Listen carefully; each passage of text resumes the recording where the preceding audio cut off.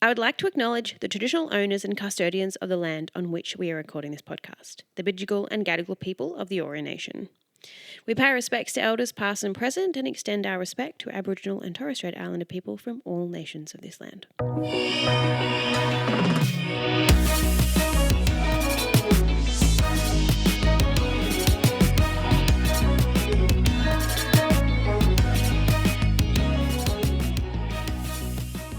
So basically, I was at the Lansdowne at a gig and I bumped into someone and they were like, hey. Yeah, and I was completely sober. You do a podcast? And I was like, yes. And he said, I love podcasts. So I said, well, do you want to come on the podcast? And then we pulled out our calendars and, well, here we are, 9 a.m. in the morning. Yeah, I definitely remember that part. So I'm here recording an episode with the incredible New Zealand-based producer, engineer, music manager, working like fire in the urban music scene. He is here in Sydney on a writing trip. It is Eddie. Hi, Eddie. Hi, how's it going? Thanks so much for taking the time out of your crazy Sydney trip to jump on here and chat to me. No, it's great. I really like podcasts, so I had to do it. We're gonna have great chats. I know we will. How long have you been in Sydney for so far this time?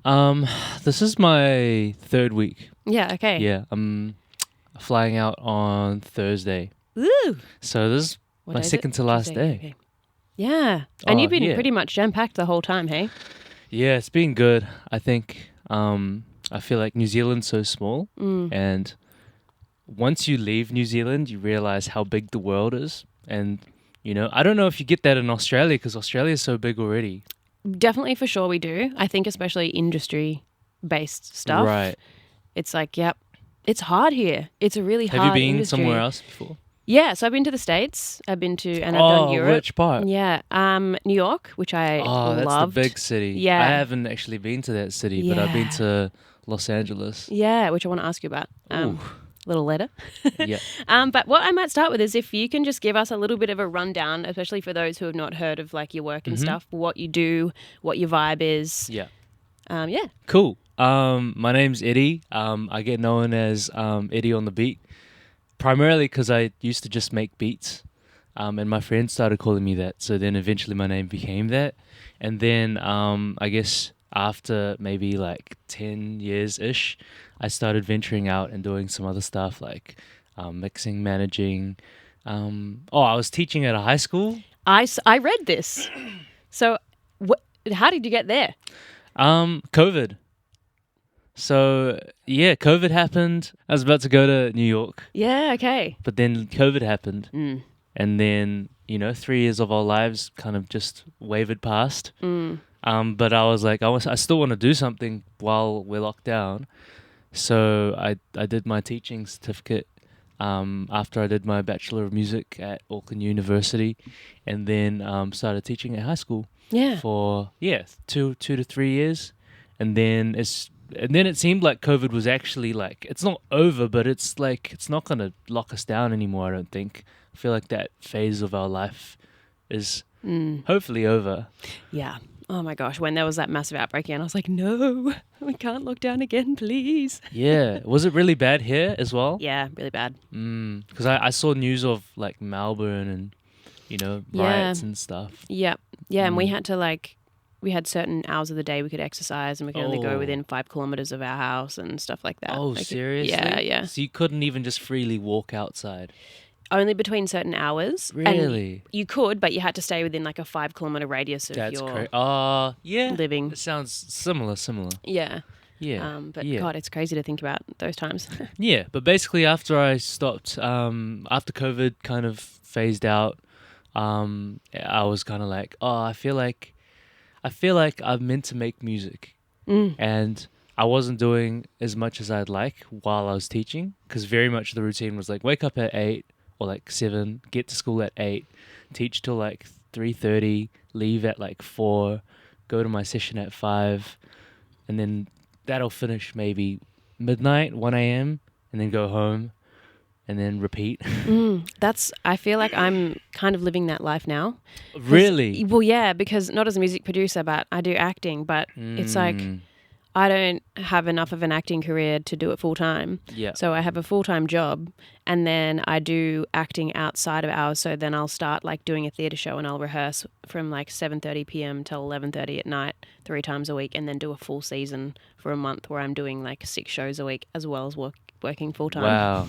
I know. That's and I'm something. like, how do I make that jump to like do it full-time? Yeah. But still When you say live in theatre, do Sydney. you do musicals as well?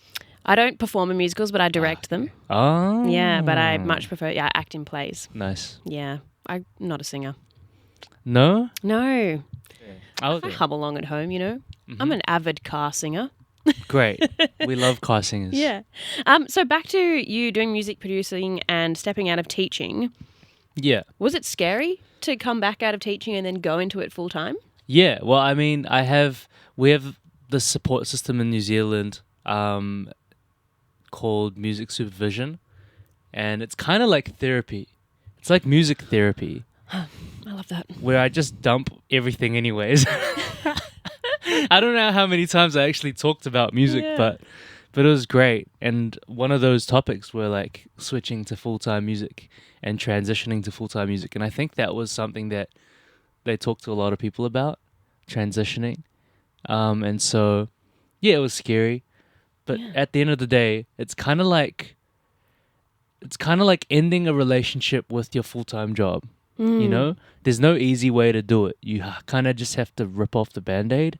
Because initially I was like, oh, maybe I'll like go full-time and then we'll go part-time. And then we'll go casual, like once a week kind of thing. And then maybe relieving.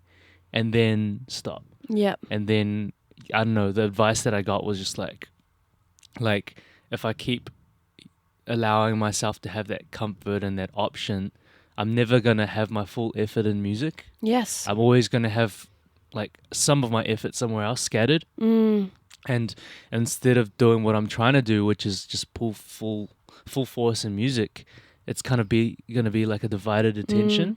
Yep. Yeah. Yep. And I feel that. And he said that I'd be doing it for the wrong reason. Mm-hmm. Because I'm doing it, like the way that I'm talking about it, it's like I'm doing it because it's like a safety net, right? Yep. Rather than because I love it and Yep. this is my passion. Oh, God, I feel that every day. I'm like, up, off we go. Because I love teaching, Yep. but if I'm not doing it full time, it just feels like I'm kind of not doing it. I'm not giving it my all. Yeah, and then do you find that, and this is only something because I feel this, it's like by the time I do my full-time job and then I go to like my acting thing or like whatever that creative outlet is that I'm not doing full-time, I'm almost like creatively burnt out because I'm so tired. I'm doing too much. Yeah. And I can't put my all into... How many coffees did you have a day? Well, I cut coffee out. I'm a decaf gal. Oh, Now, no. I know. I don't think we can keep talking. No. Yeah, I know. that's It's been 12 healthy. months of no coffee now. Was that a conscious decision? Yeah. And okay, before you quit coffee, Yes. how many coffees were you drinking? Only 3. Oh yeah, that's Yeah. roughly the Because I'd same. have like a double shot in the morning and then Yeah. probably one a little later. right. Okay, no, that's Yeah. sensible. Yeah. And then I was just like, wow, I'm an anxious mess. I should Did it make probably- you anxious? So anxious. And Why? also super nauseous. I get the nauseous part, especially when you nauseous, have I like a get the- double shot before you eat anything. Yep. And then anything you eat after that is like, Yeah. Yeah, I don't know. I felt like it was, my heart was racing. I couldn't like, yeah, I was anxious. I don't know why it was making me anxious, but yeah, it was. And I cut it out and I still have a decaf every morning as like a placebo, like had my morning coffee and it works. Right. It took a while, does it? but it works. The placebo effect is working for me. I have a lot of friends that drink coffee, but they can't feel the effects. But I think they drink it for the same reason. Oh, okay. They can't It's feel like- the effects? Wow. Nah. So one of my friends said that when he drinks coffee, he can just feel his heart beating really fast, but he won't feel awake or anything. That's so wild. So we were talking, yeah, that's actually really cool that New Zealand has that. Yeah, I feel like Support I feel like mental health is such a big thing in New Zealand. Yeah. Yeah, so big. Ah, I think also because New Zealand's so small, there's a lot of towns that don't have many, like, aren't very populated. And when you're not, I feel like when you're not surrounded by people and you don't get to see the full kind of scale of what life can be, you just kind of believe that whatever your surrounding is, that's what life is. Yeah. And I feel like in small rural like cities and towns, it can be tough for mental health because you only see a little bit of what life is and you think that's the whole thing. So then you're like, oh, that's kind of not the vibe. And when you were making the switch over and you had that support, what do you think it would have been like without it? Like, do you think you would have really struggled? Like, was that a huge, how much did that impact you and what you were doing, having that support? I think it was good because, it's one of those things. It's like you don't really know what it is until it's gone. And I guess I've had it, but I feel like I would have just not had an outlet. Yep. It kind of just feels like you put like another weight on your backpack every day until someone's like, okay, here, let me carry for a bit. So but then he was telling me that like therapists have therapists. I'm not surprised. So then, man, it's just this weight it gets passed down, and I'm sure that like for a lot of therapists, they take a lot home as well. Yeah. Because it can't be easy holding on to everybody else's. No, but how good is that if therapists have therapists and it's like this whole thing of like building the community that everybody's kind of supporting each other? Yeah. And then the guy at Which the is end, important. the final guy who carries everybody's. Well, hopefully it's like gets better and better as it Right. goes down the line, Hopefully. That's what I'd like to think. Yeah, for sure. So outside of, you were saying that you were speaking also not just about working in the music industry to this person. You were speaking about, you kind of just unloading a whole lot of shit. Yeah. Just relationship stuff. Yeah. A lot of relationship stuff. Yeah. I feel like since high school, I was on like a loop of bad selection. And I literally felt like it was just like a loop that wasn't going to stop. And so yeah, we're hoping to break that cycle this year. Yeah. Yes. I'm rooting for you. Thank you. So I want to touch on that a little more, if that's okay. Yeah. Let's go think about my how. Anything. Anything goes with I'm Eddie. an open book. I love that. So managing your mental health now, what do you do? Oh, I'm glad you asked that question. I actually have a system for it. Really? Yeah, I actually wrote it down last night. I should get it out. Yeah, get it out. I love this.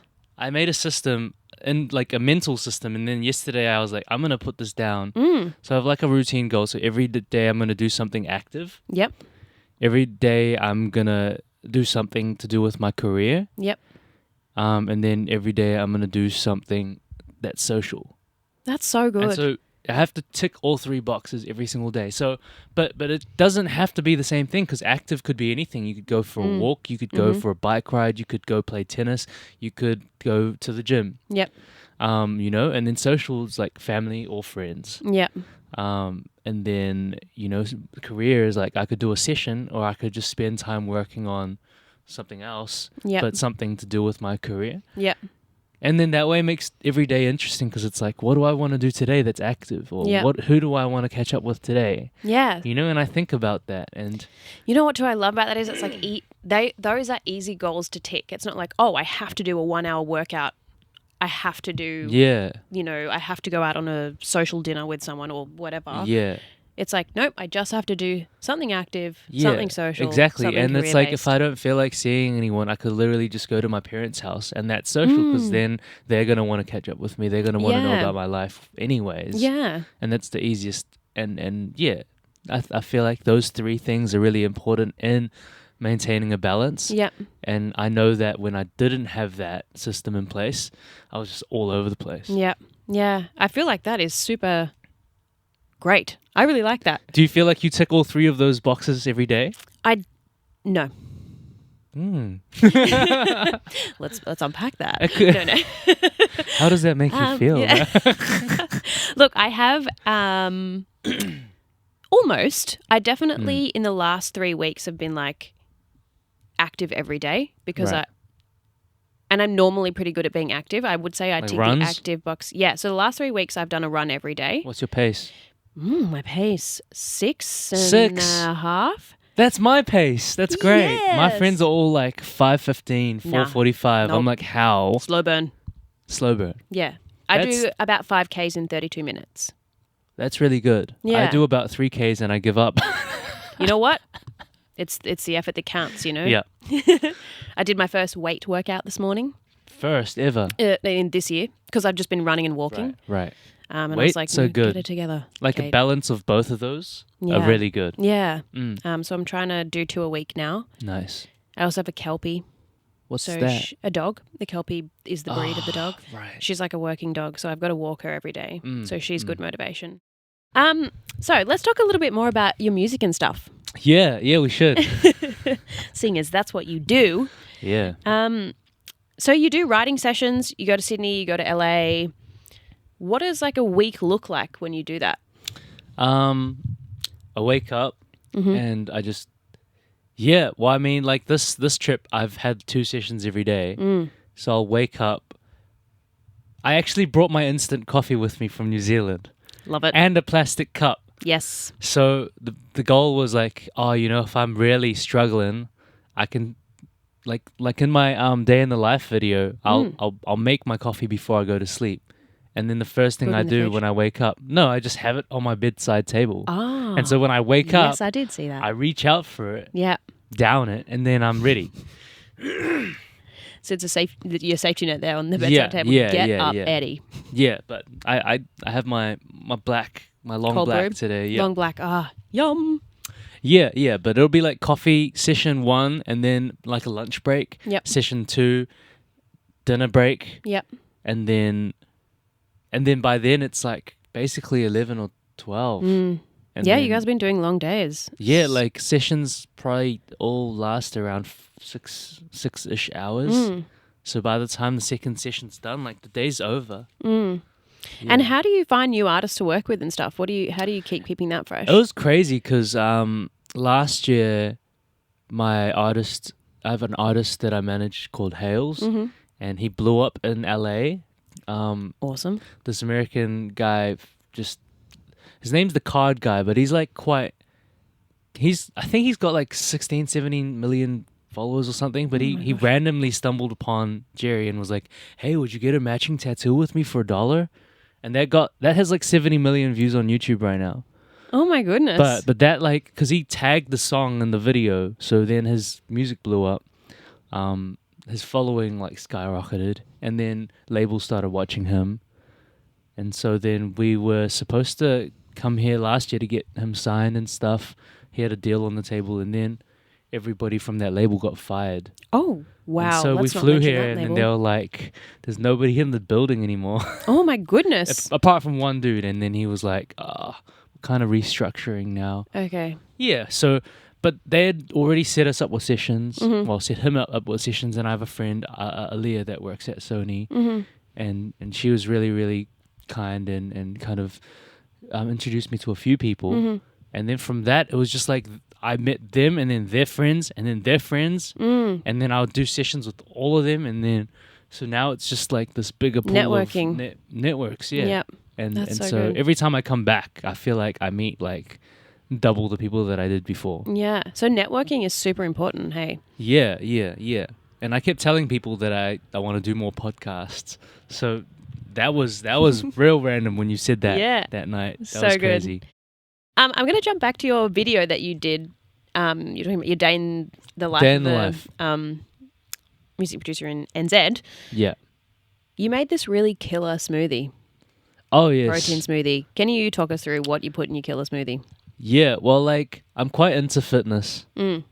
and I'm really sad that every time I come to Oz or like LA, I just don't have time to do it because I know that I'm in crunch time and I'm spending money because all these trips, I have no expectations of any returns. It's like if I meet someone and I make some cool music, it's practice for me, firstly. And secondly, it's like I'm growing a community. Yeah. And I feel like if the focus is less on the money comes naturally later anyways. 100%. But anyways, getting back to the topic. Yeah. The I- smoothie.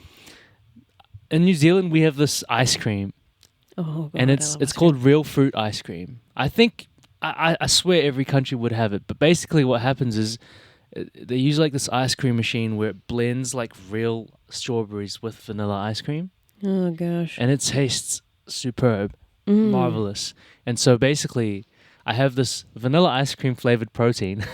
Yes. You can already imagine I'm blending strawberries with frozen strawberries with the vanilla ice cream, Mm-hmm. and then a banana, Yum. and it's just. And sometimes I'll put like chia seeds, Yep. blueberries, peanut butter I love peanut butter. on acai bowls. Oh, Oh, damn. It's so good. yeah. I love acai bowls. Yeah, I discovered them Damn. last time I came here. We don't Really? have them in New Zealand. What? I've tried an acai bowl in New Zealand since I discovered them, and it's watery. The acai is like soup. No. It's not Oh, frozen. no. No, you got to have, it's like It got has to be to sorbet texture. Yeah. Yum. There's a place Oh. here in Marrickville. Did you get one? Yes. Is it opposite Three a Monkeys or laundromat? something? Yes. Yeah. Yes. Oh, so good. So good. So good. It's and so good. There's a place inside Broadway at the bottom level, and it's a there's like pastries and stuff. Oh, they do them in there? That's my favorite Oh at the my moment. gosh. And they also do acai Do-do. at Yochi. Do. Yochi. Yeah, they yes. do acai there. Yes, are they good? I've not had one. I've only had the Yeah. chocolate. Nah, Like and they put rosemary. the muesli and like the granola underneath, Ah. and then the peanut butter, Peanut butter. and then the seasonal fruits. Oh, Yeah, So anyway. good. What's your go-to? This is a great question, seeing as we're talking about food. What's your go-to cuisine? acai bowl. That's all I can think of right now. Nah, I've been having a lot of Thai. There's a lot of Oh, Thai I food love here, Thai. and Vietnamese food. So if you're at a Thai restaurant, what do you order? What's your order? I've been getting like crab fried rice. Yeah. I also love eggplant dumplings. I've never heard of that in my life. An eggplant dumpling? Yeah. Salt What and is pepper that? tofu? Yes. That That's I also nice. love. I love salt and But pepper tofu. you're not vegan. No, I'm not vegan. We were talking about Wagyu beef. I love Wagyu beef. Oh yes. Yeah. You would Chinatown. Dom needs he said he needs we keep talking about Dom. He needs to take you to that spot. It's Yes. Ah, yum. K barbecue, where you get to cook your great. own. Yeah. Yeah. Oh, the one in Bankstown. Have you been to that one? No. It's a bit expensive. It's like $65. It's all right. But It's good. like it's thick. Like Ah, with 3 yum. C's. Yeah, Yum. it's really good. You need to Thick go. with 3 C's. Is that what you just said? Yeah. Thick with 3 C's. Yeah. Wagyu beef in Bankstown. Yum. You need to go. That's so good. Okay. Funnily enough, next question on the list here Mm-hmm. is also about food. Let's do it. I must have known you're a foodie when I wrote this. If there is a specific dish or food that you could eat or that you had to eat every day for the next year, what would it be? Acai bowls. Well, didn't even have to think about it. Acai bowls. I literally had I love them so much that one night when I got back to my hotel, I had already had it for breakfast that day. Yeah. And I got back from my last session that night. I'm like, I feel like I wanted another acai bowl. So I paid $30 Uber Eats. Uber Eats. I Uber Eats another one. And it was like small, but it was like I needed it. So good. Yeah, so I love good. acai bowls. So we talked about you loving physical health, sport, being active. Yeah. We talked about your 3 little checklists for the Yeah. day to look after your mental health. When did you realize that your mental health was something really important that you needed to look after? Like, when did you come up with that checklist? Was that a After recent a thing? breakup.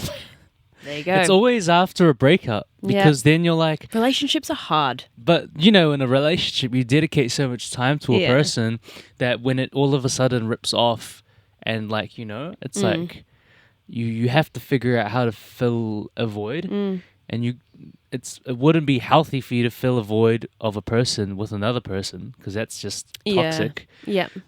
So that's when I kind of came up with the routine thing, and I guess I never thought about it. It was actually my supervisor / therapist. Yep. He was telling me like boxes that I should kind of tick or like things that Yeah. I should get through. That's so great.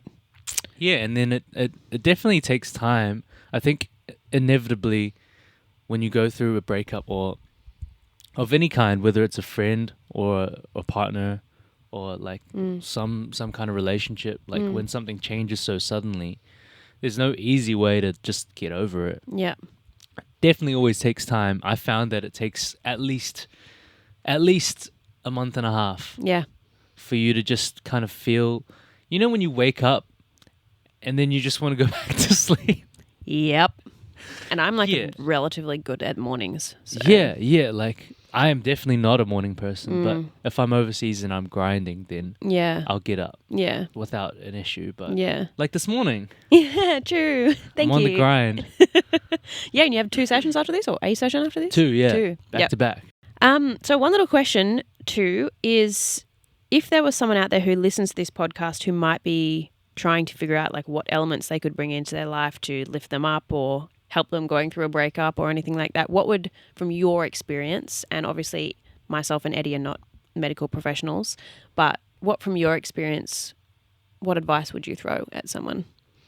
I think this one I actually learned from a book, The Subtle Art of Not Giving a Fuck. I've heard of this book. I have not read it. It's a really, really good book. Basically, the whole book is like, a lot of people, it's like when they go through a lot of traumatizing things, including myself, like we're used to kind of our natural response is like, oh, it's not that bad. Like, I'm sure it'll be fine. But the book was kind of like, nah, it's not fine. It's actually pretty shit. But first acknowledging that it's shit and being like, now let's deal with it. Like, this is shit, but that's okay because shit happens. Yep. Now let's deal with it. So it's like, it's not ignoring the issue. It's like acknowledging that it is an issue, that it's not okay, but we're going to survive and we're going to work through it. I think, acknowledging things is really important because I think it's easy to deflect and be like, everything was their fault or whatever. Yeah. But then when you acknowledge all the things that had like potentially gone wrong, you start learning a lot about yourself. And I think when you start learning about yourself, that's when the growing happens. Because then you're like, I did this and this, and I won't do it anymore because I've acknowledged that it happened. Yeah. Yeah, it's doing that and then taking time to be like, it's okay to not be okay. It's okay to kind of take some time, go for some walks. I feel like always getting the blood pumping is so good for like just releasing endorphins and feeling good. Yep. And then I also agree. Even just eating healthy. Yep. Eating clean is really good for your mind as well. Because if you have like, and I love Macca's, but if you have like a family pack to yourself, or I actually might throw up if I did that. Yeah, you just feel really bad the next day too. And so not only are you feeling crappy now, you're gonna set yourself up with a whole following day of feeling kind of bloated, greasy, regretful about eating that too. Yeah, but I think it all starts with acknowledgement. Yeah, nice. I reckon that's great advice because I completely agree. All right, here's a fun question to finish off before we do this thing called scenario, which is like a little game. Okay, great. So the last question is, if you could have a dinner party with 3 people in the industry, who would it be and why? That's a really good question. Alive or not alive? Maybe 3 people I'd like to have dinner with. This is a tough question. Okay. I think Phil Knight. Phil Knight. You know Phil Knight. Why? Because I read his book. Okay. Shoe Dog, and I just feel like it'd be interesting to hear him talk about his life or I feel like he would just say wise things because he's been through a lot. Yep. Steve Jobs. Yes. That's a great one. Yeah, I feel like these people, because I know that they've built a lot from nothing. Yeah. Like Phil started selling just shoes from his garage of his parents' house, Yeah. And look at him now. Yeah. He signed Michael Jordan. That's insane. Yeah. So Phil Knight, Steve Jobs, maybe just, I don't know, Billie Eilish. What? What a human. Yeah. I just literally. Incredible talent. And so young. So young. Yeah, And still. like from what I see, and I have to say I'm not a big like social media follower of a lot of huge celebrities because I get overwhelmed Right. by like the lifestyle. Oh, yeah. Billy seems like she's absolutely, for someone so young, got a really great grip on. Yeah, and I feel like she has a everything she's lot of doing. life experience Yeah. for someone who's so young. Yeah. So I'd love to like unpack that with her. That'd and be a understand. very interesting dinner party. All right, this is the final thing of the podcast. Scenario is where I'm going to read out a scenario that's been given by someone that's got sent through on Instagram, and you and I have 3 seconds to pose in an appropriate reaction to that scenario. Okay. So All so it's kind of like we're creating a still photograph of the scenario. Oh. Does that make sense? 3 seconds? Yeah. All right. Okay, so the scenario is you have been told, and this was sent in from a person on Instagram. They do this at drama. I guess it's kind of like that. It's like drama in school. Yeah. They're like photo frame freeze. Okay. So you have been told that there is this is appropriate for this podcast. We're talking about food. You have been told that there is amazing food next door and the people have just left and you're allowed to go in and eat the rest. So your reaction to that, finding out that you're allowed to go in and eat the rest of the food, is ready? 3, 2, 1.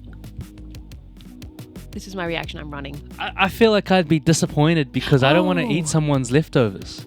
But Right? there's more. Like There's more? There's snacks Okay. and people have got. We're allowed to go get them. Yeah. Oh my god. It's so funny when stuff comes up and you're like, yeah, I don't know how I would react. Running? Yeah, I'd be running. Right. Yeah. I'd be Anyway, that's lining because I up. love food. Yeah, I love food. Anyway, that's just supposed to be a weird, fun ending to the podcast. That was weird and fun. So you got me there. Well, that brings us to the end. Thank you so much for Cool. joining me. No, thanks for having me. Also, just a reminder to everyone who's listening, we are not medical professionals, so if there is anything that you are looking for support for, there will be some links in the show notes to the Listen Up music page where you can find help and all the things that they offer for extra support and bits and pieces like that. Yeah. Thanks so much. Thank you. Enjoy your trip back home to New Zealand. Thank you. I appreciate you. And I Appreciate appreciate you you too. guys. We appreciate you.